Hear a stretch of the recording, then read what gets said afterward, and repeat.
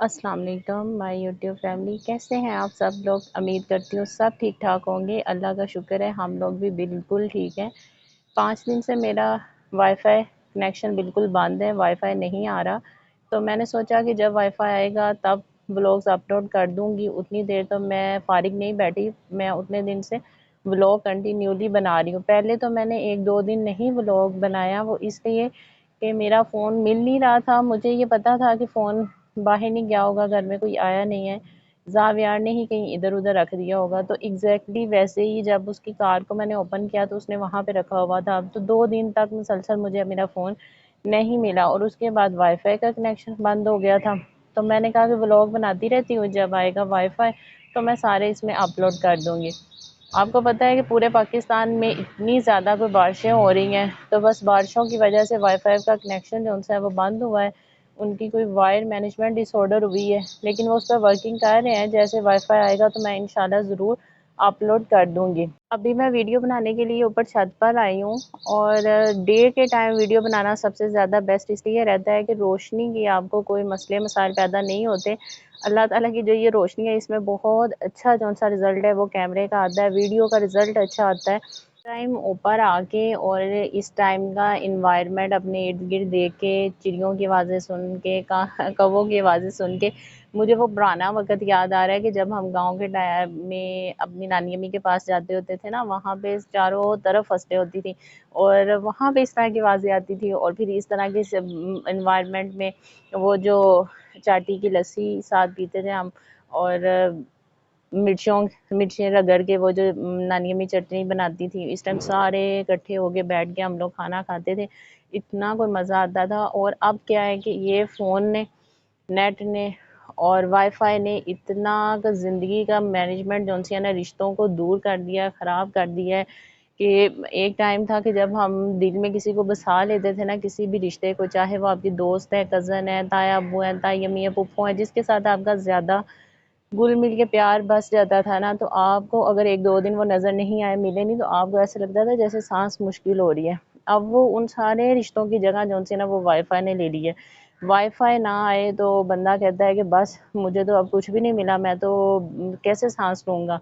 तो उन रिश्तों को हम लोगों ने बहुत पीछे छोड़ दिया। एक कमरे में बैठ के हम लोग दूसरों से मीलों दूर होते हैं और जो मीलों दूर बैठे होते हैं ना, हम फ़ोन के ज़रिए उनके पास होते हैं। ये जो गुम सी गुफ्तगू है ना, जिसकी ज़बान नहीं है, फ़ोन के ज़रिए हम लोग कर रहे होते हैं, इसने सारे रिश्तों की मिठास को खा लिया है। सारे रिश्तों का फ़ोन इसने जो है ना वो सफ़ेद कर दिया है। ना आप कहते हैं नहीं पुप्पी मिलती तो ना सही, ताया नहीं मिलता तो ना सही, बहन नहीं मिलती तो खैर है, दोस्त नहीं मिलती तो खैर है, बस मेरे फ़ोन पे मैनेज हो जाता है मेरा टाइम। इसमें ही सारा कन्वर्ट हम लोगों ने कर दिया है। तो अब बस इस फ़ोन की हद तक हम लोग ना सारे बनकर रह गए हैं, क्योंकि ये हमारा बड़े अच्छे तरीके से टाइम जो सा वो पास कर देता है। कभी टिकटॉक देख लो, स्नैक्स देख लो, यूट्यूब देख लो और कभी फेसबुक देख लो। बस ये 4 जो उनसे घर है ना, हम एक से निकलते हैं दूसरे में, दूसरे से निकलते हैं तीसरे पे। बाकी जो अपने सगे रिश्तेदारों के हमारे रिलेशंस हैं उनको हम लोग बिल्कुल पीछे छोड़ गए हैं। वो पुराने जो दौर थे उसकी सारी यादें हम लोगों ने ख़त्म कर दी हैं। क्या ज़बरदस्त दिन थे ना। अब हर दौर में वो पुराना दौर मिस करते हैं जब सारे मिल बैठते थे, फ़ोन का दूर दूर तक निशान नहीं होता था। तो जो बातें आप दूसरों से शेयर करते हैं ना फ़ोन के ज़रिए, वो आप सारे एक चारपाई पे बैठ के, कमरे में बैठ के, घर में आप सबसे शेयर करते थे।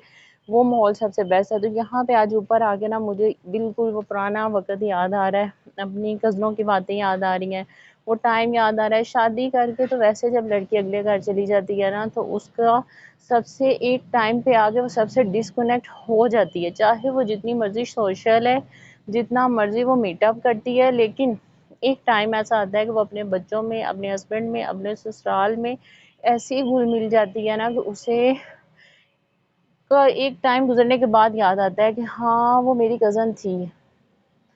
हाँ, मेरी खाला ऐसे करती थी। तो वो रिश्ते जो अब छुट्टियाँ होती हैं जून जुलाई की, तो पहली प्रायोरिटी होती थी मासी को मिलना है और नानी को मिलना है। मामू के पास जाएँगे, छोटे मामू हमारे साथ बहुत करते हैं। अब वो चीज़ें याद नहीं आती। एक शादी के बाद तो आपने दूर होना ही होना है। तो शादी से पहले जो लड़कियाँ हैं, मेरी उनसे यही रिक्वेस्ट है, जिनकी शादी नहीं हुई वो अपने हर पल को बड़े अच्छे तरीके से एंजॉय करें, उसको उसमें यादें समेटें। ये यादें भी जो है ना बहुत कीमती और बहुत बड़ा सरमाया होता है, इसकी कोई कीमत नहीं है, इसकी कोई जगह नहीं ले सकता।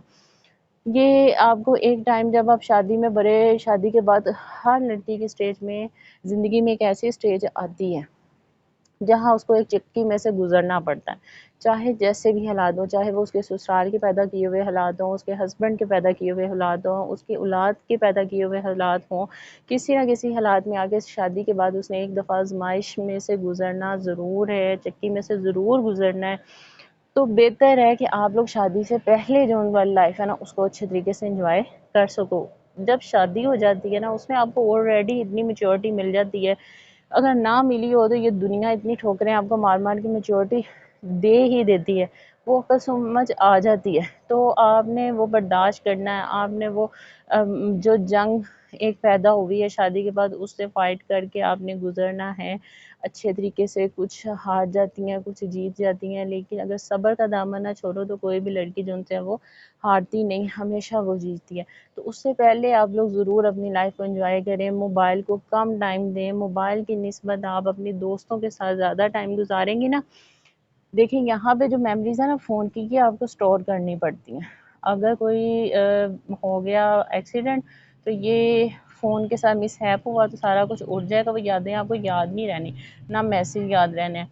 अगर आप किसी के साथ अपना टाइम स्पेंड करते हैं ना तो वो टाइम जो है ना वो आपके दिमाग पे, नज़रों में, दिल में ऐसा छाता है कि ज़िंदगी में कभी भी वो नहीं भूलता। और एक स्टेज ऐसी आती है जब आप बड़े दुखी होते हैं, दिल टूटा होता है, तो वही यादें आपको दोबारा से सहारा देती हैं, आपको दोबारा से एक दफ़ा ज़िंदा करती हैं, मोटिवेट करती हैं। तो हर दिन को, हर लाइफ को अच्छे तरीके से एंजॉय करो, अच्छे तरीके से यादें समेटो। ये फ़ोन के जंजर में से थोड़ा सा बाहर निकलने की कोशिश करो, अपनों के साथ मिलो। और जो इंसान जितना अपनों के पास रहता है ना वो उतना ही यंग भी रहता है, क्योंकि वो खुश रहेगा तो ज़ाहिर बात है बुरा काम होगा। तो मैंने अपनी लाइफ को बहुत एंजॉय किया है, शादी से पहले की भी और बाद के भी।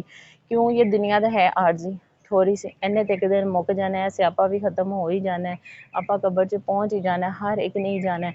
तो बेहतर है कि उस तो पहले अपनी ज़िंदगी सारी तुसी अच्छे तरीके नाल एंजॉय करके जाओ। मैं तुहानू दस्सां एक गल, जो इंसान बड़ा दुखी हो सा ना ते जिन्ना भी दुखी होए एक दफ़ा हसना शुरू कर दे ना ओनू आपे हासा आ जाता है कि मैं किड्डा लगा, तो पता ही नहीं चलता कि वो टेंशन गई किधर को है। इंसान के अपने बस में, वो जितना चाहे मुश्किलों को सवार करे। इसकी जस्ट लाइक एग्जांपल ऐसी है कि जैसे आप जब कोई आपका अपना बड़ा प्यारा दुनिया से जा रहा होता है ना तो आपको एक टाइम पे ऐसा लगता है कि बस अब हुण मेरी दुनिया मुक गई, मैं तो इहदे नाल नहीं जिंदा सा। लेकिन क्या है कि हमें वो टाइम गुजर रहा होता है, वो तो नहीं रुका होता। शाम पड़ जाती है, दिन चढ़ता है, वो आपकी रस्म रिवाज जो हैं उसके जाने के वो अदा होने के बाद एक टाइम ऐसा आता है आपको अपने ज़हन में उसका खाका बनाना पड़ता है। कितना वो प्यारा था जिसकी शक्ल आप हमेशा तकते थे, समझते थे कभी भूलेगी नहीं, उसका खाका आपको दोबारा बनाना पड़ता है कि वो ऐसा था, वो ऐसे करते थे, ऐसा होता था। तो अपनों के साथ मिल बैठें, यादों को ज़्यादा से ज़्यादा समेटें। ज़रूरी नहीं कि आपके पास बहुत लग्जरी लाइफ हो तो आप यादों को समेटें, नहीं। आप ज़मीन के ऊपर बैठे, वो जो होते हैं ना गोलियां खेलते हैं, वो भी आप खेलेंगे, वो भी टाइम आपको नहीं भूलेगा। तो बस यही रिक्वेस्ट है, इतनी सी बस बातें थी जो मुझे थोड़ी बहुत आपके साथ करनी थी। खुश रहे। अब हम, क्योंकि अगर मैं बोलती जाऊंगी, बातें करती जाऊंगी तो लंबी होती जाएंगी और ये वीडियो बहुत लंबी हो जाएगी। कुछ लोग तो देखेंगे और कुछ बोर हो जाएंगे मेरी सूरत से और मेरी बातों से। तो अब मैं चलती हूँ नीचे, आपको बताती हूँ कि मैंने आज मीठे में क्या बनाया है। कोई ऐसी रेसिपी मैंने कहीं नहीं पढ़ी, कहीं नहीं देखी, लेकिन मैंने खुद से जुगाड़ लगाया और खा के आई हूँ कसम से। इतना कोई मज़ेदार बनाना आप लोग बनाएंगे, आपको बहुत मज़ा आएगा। तो मेरा चैनल आपको कैसा लगता है, मेरी बातें कैसी लगती हैं, मुझे ज़रूर बताइएगा। मैं किसी को फॉलो नहीं करती, किसी को नहीं देखती। मुझे बस जो पसंद आता है, जो मेरे ज़हन में आता है, वो मैं आके कैमरे के आगे बोल देती हूँ और वो ही दिखा देती हूँ जो मुझे अच्छा लग रहा होता है। तो ज़रूरी नहीं है, अब देखते हैं किसको कितना पसंद आता है कितना नहीं। तो मेरा व्लॉग कैसा लग रहा है आपको, बातें कैसी लग रही, वीडियो कैसी लग रही है, मुझे ज़रूर बताइएगा। लाइक भी कीजिएगा, शेयर भी और सब्सक्राइब ज़रूर कीजिएगा। सब्सक्राइब करेंगे तो मेरे फैमिली मेम्बर और आप लोग ऐड होते जाएंगे और बढ़ते चले जाएंगे। अब हम आगे नीचे, पहले मैं बनाऊंगी कस्टर्ड। इसके लिए मैंने 3 से 4 मग दूध के ले लिए। इसमें मैं तकरीबन 8 टेबल स्पून फुल भर के चीनी के ऐड करूँगी। उसके बाद मैं इसके लिए एक मिक्सचर बनाऊंगी जिसमें मैं 2 से 3 जो से हैं वो टेबल स्पून कस्टर्ड के, रिफान कस्टर्ड के भर के डाले हैं और दूध में ऐड कर दिए। इनको अच्छी तरह मिक्स करने के बाद मैं दूध में ऐड करूँगी। जैसे ही दूध में ऐड करूँगी मैं बहुत तेज़ी के साथ स्पून चलाऊँगी ताकि इसकी गुठलियाँ ना बन जाएँ। तो इसे अच्छी तरह पकाने के बाद मैं इसको रख दूँगी, थोड़ा सा ठंडा हो जाए, फ्रिज में नहीं बाहर ही। अब मुझे लगानी है लेयर्स। लेयर्स लगाने के लिए मैंने लिया फ्रूट केक। फ्रूट केक को मैंने चॉप कर दिया क्योंकि मैं इसको एक डिश में नहीं बना रही, बाउल में बना रही हूँ। डिश में बनाती तो फिर मैं इसे साबित ही रहने देती, लेकिन अब मैं बाउल में बना रही हूँ तो इसको मैंने चॉप करके थोड़ा सा डाल लिया। अब इसके ऊपर आपने लेयर्स लगाते जाना है, जैसे आपको अच्छी लगती है आप लेयर्स लगा लें। मैंने यहाँ पे कस्टर्ड के ऊपर लेयर लगाई है। ये वाली लेयर मैं थोड़ी सी थिक लगाऊंगी, थोड़ी सी मोटाई में लगाऊंगी, ज़्यादा लगा दूंगी। उसके बाद मैंने मैंगो एक लिया था, उसके बिल्कुल छोटे से साइज़ में क्यूब शेप में मैंने उसके पीसेस काट लिए थे। उसको मैं इसके ऊपर उसकी लेयर लगा दूंगी। उसके बाद फिर जो फ्रूट केक लिया है उसकी लेयर लगाऊंगी। इतना तो कोई कमाल का ये बना था आज मीठा। आप लोग ज़रूर ट्राई कीजिएगा, मुझे बताइएगा कि ये कैसा बना था। मज़ा आ गया। और मैं आपको इसकी फ़ाइनल लुक भी दिखाऊंगी। फ़ाइनल लुक में ये है कि ये बिल्कुल भी सेपरेट नहीं होगा, बिल्कुल लेयर स्मूथ सी इसकी आपको नज़र आएंगी, विजिबल होगी। ये मेरे पास चॉकलेट का पाउडर था जो मैंने इसके ऊपर ऐड कर दिया। चॉकलेट का पाउडर ऐड करने के बाद फिर से मैंने इसके ऊपर मैंगो जोन्स है वो उसकी उसकी लेयर लगा दी है, क्योंकि इतना अच्छा कोई लगता है ना ये कस्टर्ड और डेज़र्ट, इनके अगर लेयर्स विजिबल हों, आपस में मिक्स ना हो जाए तो बहुत मज़ा आता है। तो यहाँ पे फिर मैंने उसके ऊपर कस्टर्ड डाल के, ये मेरे बिल्कुल फ़ाइनल लुक है, आप देख सकते हैं।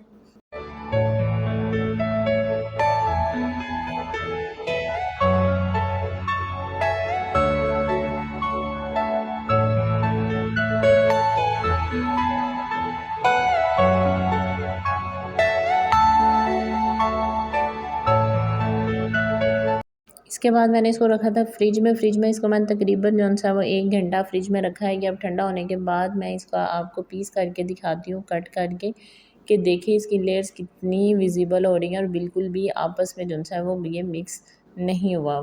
देखें, चेक करें कितना कमाल की इसकी जो सी है ना वो लुक आ रही है। और खा के देखिएगा, बहुत मज़ा आएगा आपको इंशाल्लाह।